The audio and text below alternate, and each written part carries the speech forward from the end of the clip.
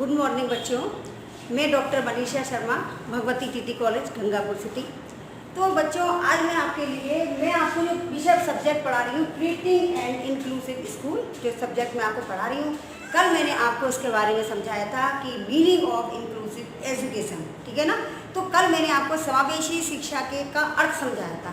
अब आज मैं जो आपको करा रही हूँ, मेंटल हेल्थ एक्ट 1987। तो ये क्या हमारे ये सेकेंड यूनिट में है। तो फर्स्ट यूनिट तो मैंने आपको वीडियो में करा ही दिया था, फर्स्ट यूनिट तो मेरा हो ही गया कंप्लीट। तो ये हमारा सेकेंड यूनिट है, मेंटल हेल्थ एक्ट 1987। तो अब मैं आपको ये बता रही हूँ कि मेंटल हेल्थ है क्या। ये जो है हमारे बच्चे मेंटल हेल्थ, ये मेंटल हेल्थ यानी मानसिक स्वास्थ्य, ये है हमारा मेंटल हेल्थ यानी मानसिक स्वास्थ्य, इसको हम कहते हैं। तो मेंटल हेल्थ, तो इसके बारे में जो हम बताते हैं आपको कि शारीरिक स्वास्थ्य। तो अब ये मेंटल हेल्थ है क्या। तो बच्चे, शारीरिक स्वास्थ्य होता है हमारा जो फिजिकल हेल्थ है ना, जो फिजिकल हेल्थ होता है वो तो सबको नज़र आता है, लेकिन ये जो मेंटल हेल्थ है ये किसी को नज़र नहीं आता, क्योंकि ये साफ साफ दिखता नहीं है। ये केवल मेंटली डिस्टर्ब होता है व्यक्ति, इसमें व्यक्ति मेंटली डिस्टर्ब हो रहता है। तो इसमें जो फिजिकल हेल्थ है बच्चों, अब जैसे आपके सिर में दर्द है या आपके पेट में दर्द है, तो आप बताते हैं कि भाई हमको ये प्रॉब्लम है कि पेट दर्द हो रहा है या सिर दर्द हो रहा है, तो ये प्रॉब्लम होती है। तो क्या है, डॉक्टर को दिखाया जाता है, डॉक्टर को दिखाते हैं अपन, डॉक्टर उसको भाई दवाई देता है, ठीक करता है। और यदि किसी की हड्डी टूट जाती है, किसी की हड्डी टूट गई, तो भी हम डॉक्टर के पास लेके जाते हैं, फिर वो भी सही हो जाती है। तो ये क्या है, शायद फिजिकल हेल्थ जो सभी को नज़र आती है। लेकिन बच्चों, जो मेंटल हेल्थ है ये कभी किसी को नज़र नहीं आता। इसमें क्या है, बच्चा डिस्टर्ब रहता है। तो इसमें क्या, मेंटल हेल्थ में ना तो बच्चे का मन लगता है, ना कि बच्चा उदास सा रहने लगता है कि उदास है, ना खाने पीने में मन लग रहा है, खामोश रहता है, किसी से बोलता नहीं है, ना अच्छे से खाता है, ना अच्छे से पीता है। तो इस तरह की प्रॉब्लम जो खड़ी होती है वो मेंटल हेल्थ में कि इसको मानसिक क्या मनोविकृति है, इसको जिसे हम कहते हैं साइकेट्रिक, यानी क्या कहते हैं इसको, साइकेट्रिक।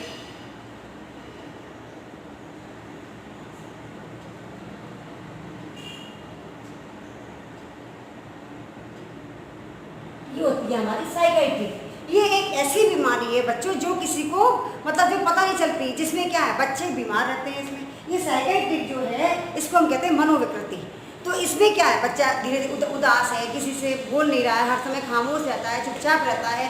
तो उसको हम क्या कहते हैं कि भाई क्या है, आपकी क्या प्रॉब्लम है, तो आप ठीक से खाना खाया करो, क्या टेंशन है, बस ये कह के बात खत्म कर देते हैं कि आपको अपनी लाइफ में कुछ करना है, धीरे धीरे आपकी लाइफ सही हो जाएगी।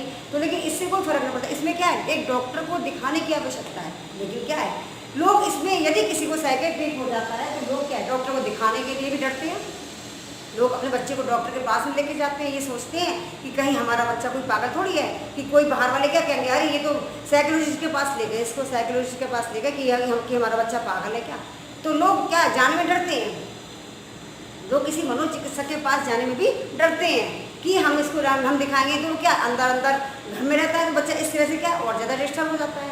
तो ये क्या डिप्रेशन में आ जाता है। तो ये क्या, और ये बीमारी जो होती है वो बढ़ती रहती है। तो इसको हम कहते हैं मेंटल हेल्थ, यानी मेंटल हेल्थ जो है हमारा अधिनियम 1987 मेंटल हेल्थ एक्ट 1987 के बारे में जो मैं आपको बता रही हूँ। तो ये जो है, ये बीमारी जो है ये एक प्रकार की डिप्रेशन होता है जो किसी को दिखाई नहीं देता है, और इसमें अंदर अंदर बच्चा जो है वो घुलता रहता है। तो इसीलिए इस बीमारी को नज़रअंदाज न करते हुए भाई मनोचिकित्सक को दिखाना चाहिए। तो इसके लिए भाई क्या हुआ बच्चों कि स्वतंत्रता से पूर्व, तो मानसिक हेल्थ एक्ट जो है हमारा, इसमें स्वतंत्रता से पूर्व इंडियन लूसी एक्ट, क्या था बच्चों, Indian Lucy act. Indian Lucy act जो हमारा 1920 में जो हुआ था, 1912 कार्यरत था कि इसमें था इंडियन लूसी, ये था हमारा जो इंडियन लूसी एक्ट 1912, यानी जो 1912 जो हमारा कार्यरत था। इसमें क्या था, इसमें था कि जो उन्माद की अवस्था वाले, जो हमारा इंडियन लूसी एक्ट था 1912 था, तो इसमें क्या है कि इसमें जो मानसिक अवस्था वाले बच्चे थे, कि जो कि उन्माद की अवस्था वाले या मानसिक मंदता वाले व्यक्तियों या छात्र छात्राओं को, इनकी इसमें छात्र छात्राओं को सुरक्षा प्रदान करता था। ये इंडियन लुनेसी एक्ट था, इन मानसिक मंदता वाले व्यक्तियों और छात्र छात्राओं को सुरक्षा प्रदान करता था। तो इसमें क्या हुआ, तो स्वतंत्रता प्राप्ति के बाद इस अधिनियम में सुधार की आवश्यकता हुई। स्वतंत्रता प्राप्ति के बाद इस अधिनियम में जो हमारा एक्ट है, इसमें सुधार की आवश्यकता हुई कि इसमें सुधार कैसे किया जाए। फिर सुधार करने की जो आवश्यकता अनुभव हुई, इसमें अनेक प्रकार के व्यवधान भी उपस्थित हुए। बच्चों, कोई भी काम करने से पहले यदि हम किसी काम को करने की शुरुआत करते हैं तो उसमें अनेक प्रकार की कठिनाइयों का भी सामना करना पड़ता है। बहुत सारी कठिनाइयाँ आती हैं, उसमें उतार चढ़ाव आते हैं। तो इसमें क्या है, बहुत प्रकार की इसमें इस अधिनियम में सुधार की जब आवश्यकता हुई तो इसमें अनेक प्रकार के व्यवधान भी उपस्थित हुए। तो इसमें क्या करा गया, इसमें जो है राज्यसभा द्वारा, यानी अंत में राज्यसभा ने मानसिक स्वास्थ्य अधिनियम को 1986 में और राज्यसभा ने इसको 1987 में मानसिक स्वास्थ्य अधिनियम को 1987 में पारित किया गया इसको। फिर अंत में ये क्या था, अंत में ये राष्ट्रपति के हाथों में चला गया। अंत में ये जो हमारा एक्ट था ये राष्ट्रपति के हाथों में चला गया। फिर राष्ट्रपति के हाथों में जाकर ये दुर्भाग्यवश इस अधिनियम को 6 वर्ष का समय लगा, यानी फिर ये 1993 में कंप्लीट हुआ पूरा। तो ये जो था वो राष्ट्रपति के हाथों में गया। दुर्भाग्यवश इस विधेयक को पूर्ण होने में 6 वर्ष का समय लगा, यानी 6 वर्ष का समय लग गया।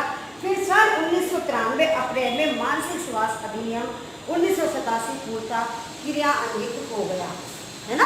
तो ये जो है पूरी तरह से फिर लागू किया गया 1993 अप्रैल में। उसके बाद में मानसिक स्वास्थ्य अधिनियम में अनेक प्रकार की अच्छाइयाँ थी।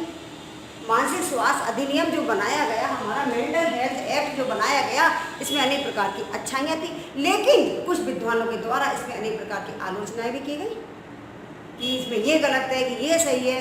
तो इसमें कई प्रकार के विद्वानों के द्वारा जो है उसमें आलोचना भी की गई। तो इस प्रकार जो हमारा ये है मेंटल हेल्थ एक्ट 1987। अब हम इसके बारे में, तो मैंने आपको ये बता दिया कि ये क्या है, कि मेंटल हेल्थ है क्या, ये मैंने अभी आपको समझाया है कि जो फिजिकल हेल्थ जो होती है वो तो सबको दिखाई देती है, लेकिन मेंटल जो मनोवृत्ति होती है वो किसी को भी दिखाई नहीं देती। तो इसीलिए इसके बारे में आपको बता रही हूँ। अब मैं आपको इसके फंक्शन बता रही हूँ कि फंक्शन एंड एम्स बता रही हूँ इसके। देखो आप लोग, function and AIIMS.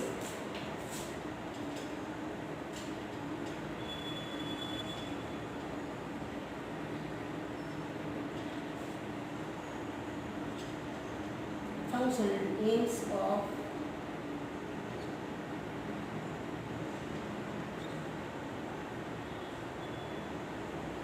Health act 1987, यानी 1987 के जो है, इसमें हमारे मानसिक स्वास्थ्य अधिनियम 1987 के उद्देश्य एवं कार्य, ये जो मैं आपको बता रही हूँ उद्देश्य एवं कार्य। अब इसके बारे में आप लोग ध्यान से सुनिए कि इसमें क्या क्या उद्देश्य थे, ये क्यों लाया गया, ये मेंटल हेल्थ एक्ट क्यों लाया गया, इसके क्या क्या उद्देश्य थे।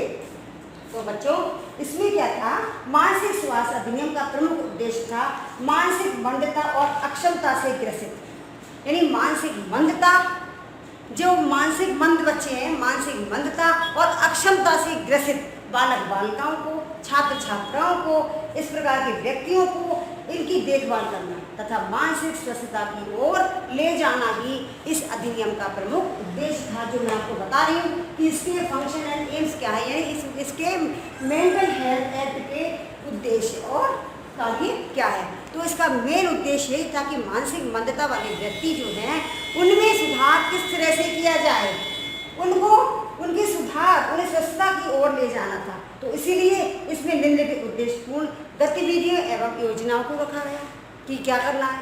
अब हमारी इसमें कौन सी आती है, पहली आती है मनोविकृति चिकित्सालयों का पर्यवेक्षण। मनोविकृति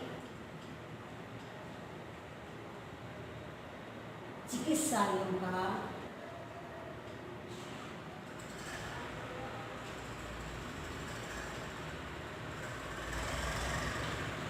मनोविकृति चिकित्सालयों का पर्यवेक्षण।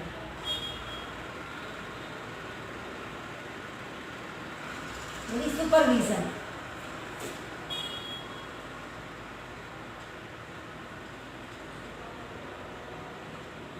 इन सुपरविजन ऑफ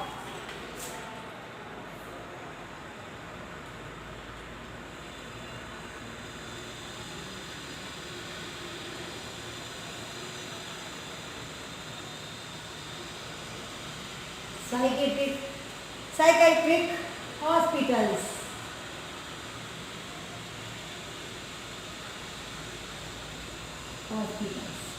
यानी इसका पहला उद्देश्य था हमारा एम्स में, अभी आपको इसकी एम्स करा रही हूँ कि हमारा पहला उद्देश्य इसका ये था कि मनोवैज्ञानिक चिकित्सालयों का पर्यवेक्षण यानी सुपरविजन ऑफ साइकेट्रिक हॉस्पिटल्स। इसका क्या उद्देश्य था बच्चों? इस अधिनियम के अनुसार केंद्र तथा राज्य सरकार ने, यानी इस अधिनियम के अनुसार केंद्र तथा राज्य स्तर पर उन समितियों का गठन किया जाएगा जो कि मनोविकृति संबंधित चिकित्सालयों की देखरेख करेगी। इसमें उन्हीं लोगों का निरीक्षण किया जाएगा जो कि मनोविकृति चिकित्सालयों का देखरेख करेंगी और ये चिकित्सालय अपने उद्देश्यों को पूर्ण कर रहे हैं या नहीं।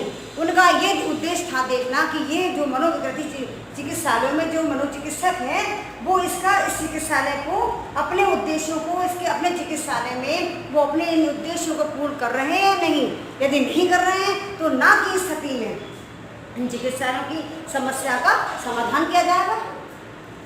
यदि वो नहीं कर रहे हैं, चिकित्सक लोग अपने काम को ठीक प्रकार से नहीं कर रहे हैं, तो इसमें क्या है, उन उद्देश्यों को देखते हुए तो इन चिकित्सालयों की समस्याओं का समाधान किया जाएगा और उनको सुझाव प्रदान किए जाएंगे कि इसमें क्या होना चाहिए और भी आगे उनको देखा जाएगा कि इसमें क्या प्रॉब्लम है, किन प्रॉब्लमों का हमारे लिए सॉल्यूशन करना है। तो उसमें सब देखा जाएगा कि इनका इसमें सुधार प्रदान किए जाएंगे जिससे इन चिकित्सालयों को कार्य पद्धति में सुधार लाया जाएगा, जिससे इन चिकित्सालयों को और भी अच्छा बनाया जाएगा। तो ये हमारा पहला पॉइंट। दूसरा पॉइंट हमारा आता है बच्चों मनोविकृति चिकित्सालयों के लिए अनुज्ञा पत्र। मनोविकृति चिकित्सालयों के लिए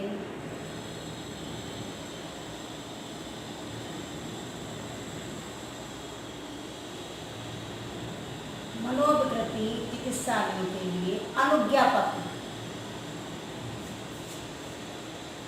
ये आप पॉइंट नोट करते जाइएगा। अनुज्ञा पत्र यानी सभी चीजों के लिए अनुज्ञा पत्र दिया जाएगा यानी licence.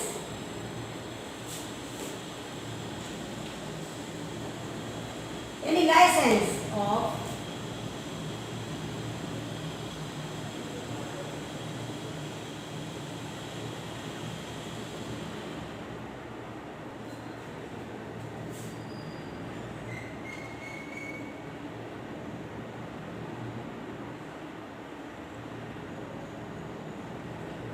Licence of psychiatric hospitals कि इनको लाइसेंस दिया जाएगा। इस अधिनियम के अनुसार केंद्र एवं राज्य स्तर पर सत्ता संपन्न समितियां गठित की जाएंगी। सत्ता संपन्न समितियां जो है वो गठित की जाएंगी जिसके माध्यम से मनोविकृति संबंधी चिकित्सालयों को अनुज्ञा पत्र दिया जाएगा। यदि वो अपना कार्य ठीक प्रकार से नहीं कर रहे हैं तो उनका क्या है, अनुज्ञा पत्र रद्द कर दिया जाएगा यानी उनको समाप्त कर दिया जाएगा। ठीक है ना। तो ये जो है हमारा कि मनोविकृति चिकित्सालयों में जो अनुज्ञा पत्र दिया गया है तो उनको, और यदि वो चिकित्सालय अपने नियमों का पालन नहीं करते हैं तथा जिनमें मनोचिकित्सकों के द्वारा अपने दायित्व को यानी अपनी जिम्मेदारी को, रेस्पॉन्सिबिलिटी को पूर्ण नहीं किया जा रहा है तो उन चिकित्सालयों का अनुज्ञा पत्र समाप्त कर दिया जाएगा। नवीनीकरण के लिए प्रत्येक चिकित्सालय को नियमों एवं उद्देश्यों के अनुरूप ही कार्य करना होगा। फिर इसका नवीनीकरण के लिए क्या नया बनाया जाएगा इसको सब कुछ, यदि वो लोग अपना कार्य ठीक प्रकार से नहीं कर रहे हैं। अब नंबर 3 आता है हमारा मनोविकृति चिकित्सालयों की स्थापना। नंबर 3 मनोविकृति चिकित्सालयों की, आप ये पॉइंट नोट करते जाइएगा।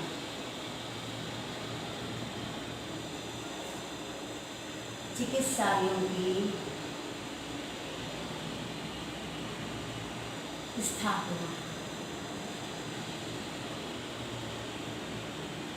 मनोविकृति चिकित्सालयों की स्थापना यानी एस्टेब्लिशमेंट ऑफ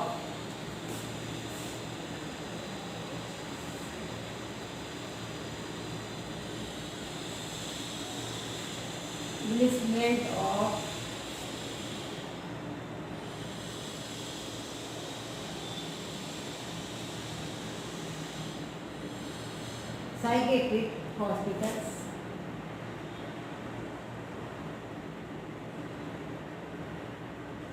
कि इसका क्या है, मनोविकृति चिकित्सालयों की स्थापना कर दी गई।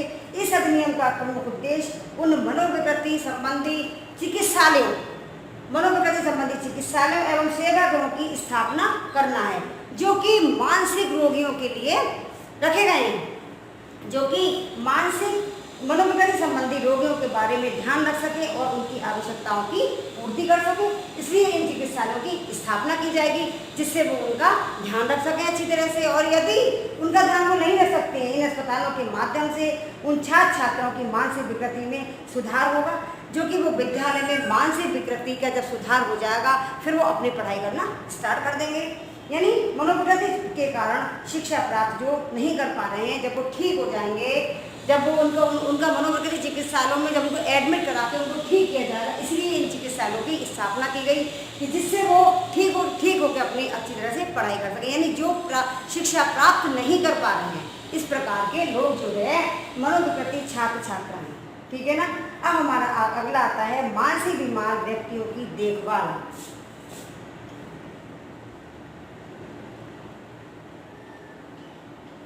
मानसिक बीमार व्यक्तियों की देखभाल।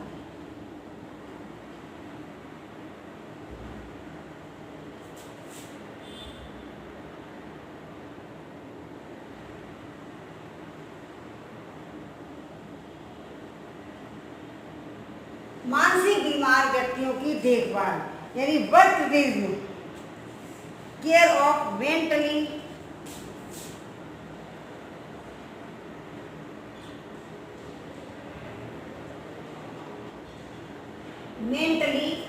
डिस्टर्ब व्यक्ति जो है, मेंटली इल पर्सन,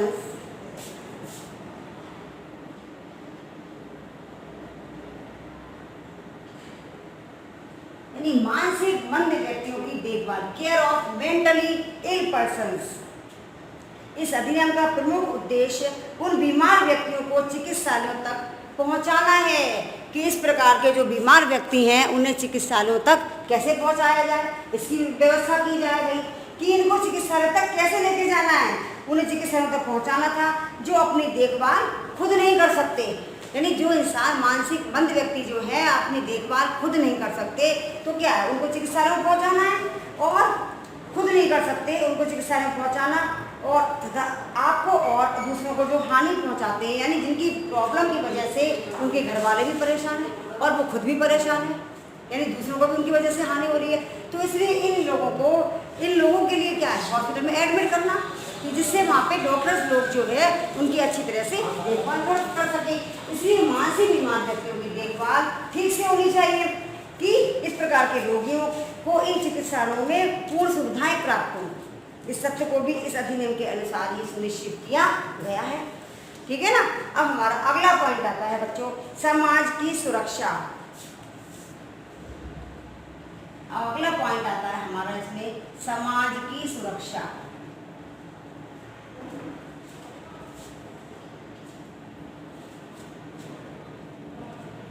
यानी समाज की सुरक्षा, इसमें समाज की सुरक्षा करनी है, यानी security of society, security of society, security of society. इस अधिनियम का प्रमुख उद्देश्य समाज को उन प्रभावों से मुक्त करना था कि उन समाज इस विकृति का जो है मेन उद्देश्य यही था कि उन प्रभावों से मुक्त करना है जो कि मानसिक विकृति से ग्रसित व्यक्तियों द्वारा जो समाज पर छोड़ दिए जाते हैं, कि इनकी देखभाल समाज को करनी है, जो समाज पर छोड़ दिए जाते हैं। मानसिक रूप से अस्वस्थ व्यक्ति द्वारा समाज के सामान्य व्यक्तियों को भी हानि पहुंचाई जा सकती है, तो वो क्या है, समाज के व्यक्ति को भी हानि पहुंचाते हैं। इसलिए हमें समाज की सुरक्षा करनी है। पहले जब वे चिकित्सालयों में रहेंगे तो उनकी देखभाल बड़ी प्रकार से होगी।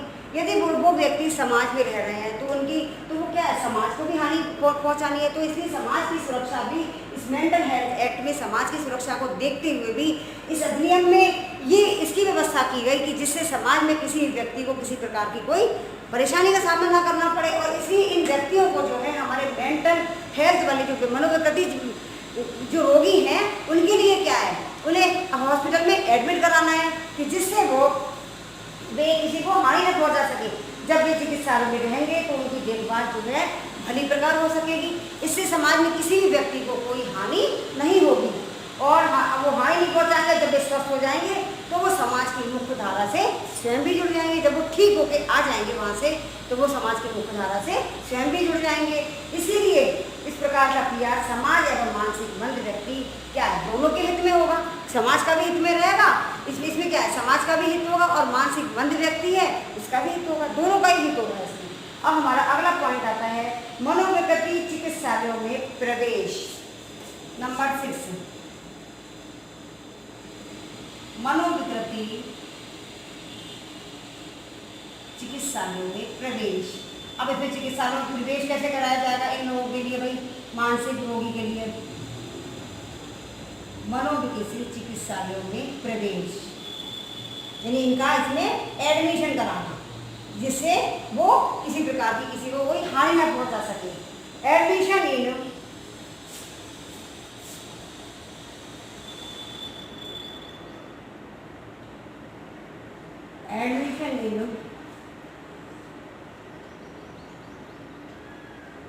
Psychiatric hospitals.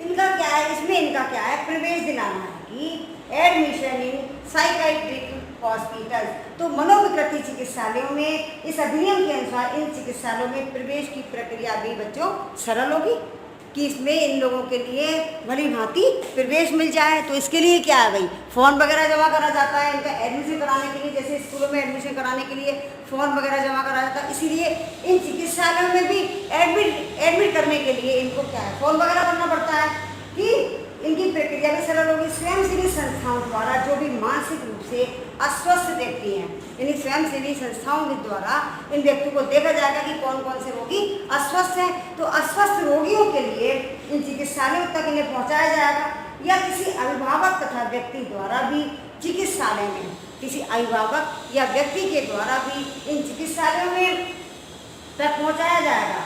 और इस प्रकार से अभिभावक चिकित्सालय में इस प्रकार के मानसिक अस्वस्थ व्यक्तियों को प्रवेश दिलाया जाएगा।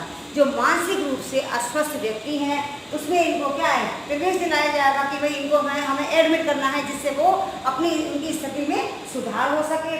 दूसरे शब्दों में इन चिकित्सालयों द्वारा प्रवेश की प्रक्रिया को सामान्य बनाते हुए प्रत्येक स्थिति में इस प्रकार के मानसिक रोगियों को प्रवेश अनिवार्य रूप से देना होगा कि इनको भाई मानसिक रोगियों को हमें ठीक करने के लिए इसमें प्रवेश देना जरूरी है कि इनको प्रवेश जो है अनिवार्य रूप से प्रवेश देना होगा। तो ये हमारा हो गया जो मेंटल हेल्थ, जो मैं आपको बता रही थी अभी आपको, जो मैंने समझाया है बच्चों कि मेंटल हेल्थ जो है सभी को, मतलब अब मैंने आपको आज 6 पॉइंट करा दिए, अब अगले मैं आपको कल करा दूंगी। तो क्या है कि इसमें जो है हमारा जो मैंने आपको मेंटल हेल्थ समझाया था कि इसमें हमारी जो फिजिकल हेल्थ होती है वो तो सबको दिखाई देती है, लेकिन मेंटल हेल्थ जो किसी को दिखाई नहीं देती। तो इस पर भी नज़रअंदाज न करते हुए भाई बच्चे को तुरंत दिखाना चाहिए साइकोलॉजिस्ट के यहाँ। तुरंत दिखाओ कि इसको क्या प्रॉब्लम है, जिससे बच्चा जिससे बच्चा भली भांति ठीक हो जाए और जल्दी ठीक हो जाए। तो ज़्यादा लेट भी नहीं करना चाहिए इसमें। तो ये हमारी है क्योंकि मेंटल हेल्थ। तो ये हो गई हमारी बच्चों आज मेंटल हेल्थ। अब हमारा आज का टॉपिक अब यही समाप्त होता है। कल हम आपको इसके आगे नेक्स्ट पॉइंट्स और आगे कराऊंगी। थैंक यू बच्चों।